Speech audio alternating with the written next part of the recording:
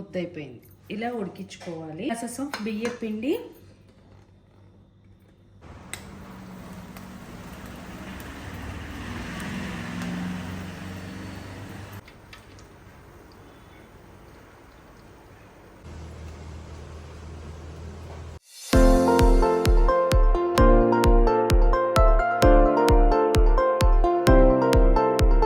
Please like, share and subscribe to Nike's Kitchen for more videos.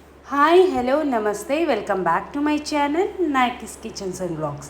ఈరోజు ఒక super రెసిపీతో వచ్చేసానండి. అదేంటనుకుంటున్నారా? మినప్పప్పుతో జంతికలు చేశాను. సో మనం మామూలుగా పిండి పట్టించుకొని పట్టించుకొని పొడి చేసుకుంటాం, కానీ ఇవి కుక్కర్లో ఉడకపెట్టుకొని చేసుకుంటాం. అది ఎలా అనేది నేను మీకు చూపించబోతున్నా రండి. ఈ జంతికలకి మనము ఒక గ్లాస్ మినపప్పు తీసుకోవాలి. నేను ఈ గ్లాస్ తీసుకుంటున్నాను. ఒక గ్లాస్ మినపప్పు, ఇది కుక్కర్లో వేసుకొని ఇలా మినపప్పు వాష్ చేసుకోవాలండి. మనం దోసపిండికి ఎలా అయితే వాష్ చేసుకుంటామో అలా పప్పు ఒకసారి వాష్ చేసుకోవాలి శుభ్రంగా. ఇప్పుడు ఒక గ్లాస్ పప్పు తీసుకున్నాం కాబట్టి 4 గ్లాసెస్ ఆఫ్ వాటర్ పోసుకోవాలి. గ్లాసెస్ ఆఫ్ వాటర్ పోసుకున్నాం కదా, కుక్కర్ మూత పెట్టుకొని ఒక 4 విజిల్స్ వచ్చేంత వరకు కుక్ చేసుకోవాలి అండి.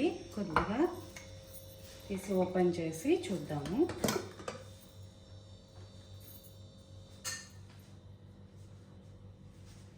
ముద్దయిపోయింది. ఇలా ఉడికించుకోవాలి. మనకి ఎక్కడ పలుకు అనేది ఉండకూడదు. ఇప్పుడు ఒకసారి పప్పు గుత్తితో ఇలా బాగా మ్యాష్ చేసేసుకున్నాము.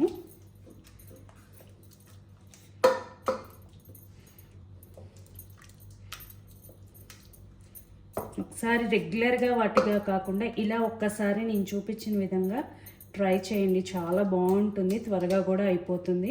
మనకి వేయించి పొడి కొట్టుకొని మరబట్టించుకునే బదులు అప్పుడప్పుడు ఎప్పుడన్నా పిల్లలకి తినాలనిపించినప్పుడు ఇలా చేసుకున్నాం అనుకోండి, బాగుంటుంది, రెగ్యులర్ టేస్ట్గా కాకుండా.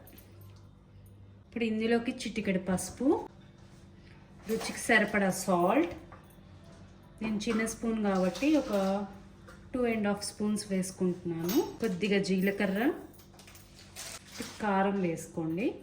నేను చిన్న స్పూన్ కాబట్టి ఒక 3 స్పూన్స్ టు 4 స్పూన్స్ వేస్తున్నాను.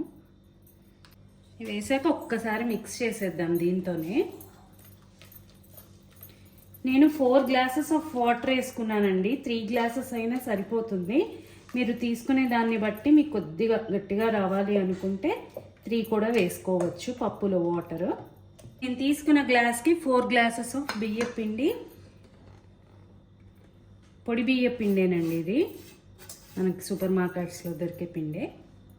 కొద్దిగా వనస్పతి వేస్తున్నాను, లేదంటే మీ దగ్గర ఉంటే వెన్నపూసన్నా వేసుకోండి.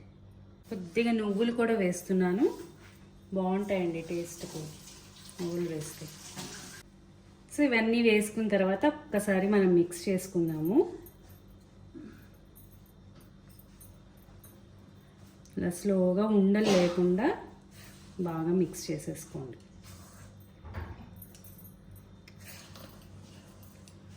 ఎప్పుడు రెగ్యులర్గా చేసే వాటికన్నా కొద్దిగా చేసే విధానంలో కొద్దిగా మార్పు చేర్పులు చేసుకొని ఇంకొద్దిగా వెరైటీగా ట్రై చేయొచ్చు. ఎందుకంటే ఒకటే ఫ్లేవర్గా తినాలన్నా పిల్లలకి బోర్ కొడుతుంది కదా. హెల్దీగా ఇలా మినపప్పు దాంతో చేస్తే బాగుంటాయండి. మన గ్యాస్ ప్రాబ్లం అనేది కూడా పెద్దగా రాదు శనగపిండి వాటితో చేసే వాటికన్నా. ఇంకా వాటర్ ఏం అక్కర్లేదండి. ఆ మినపప్పులో మనం వాటర్ పోసి ఉడికించుకున్న వాటరే సరిపోతాయి.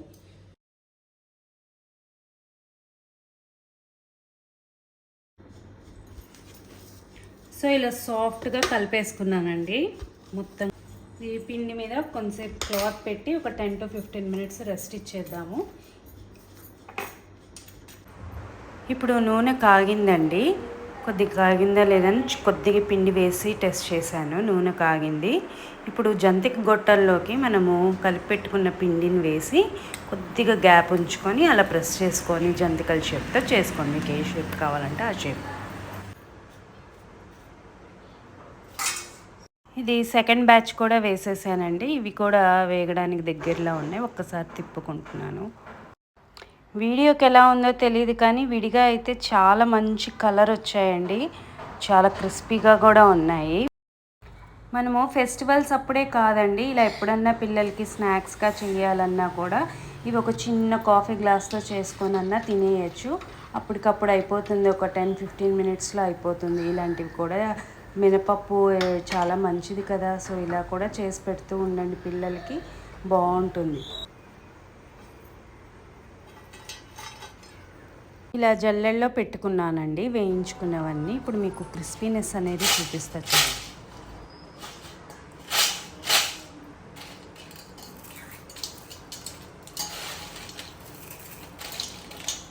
నేను ఒకటి తిని చూపిస్తాను క్రిస్పీనెస్ చూడండి.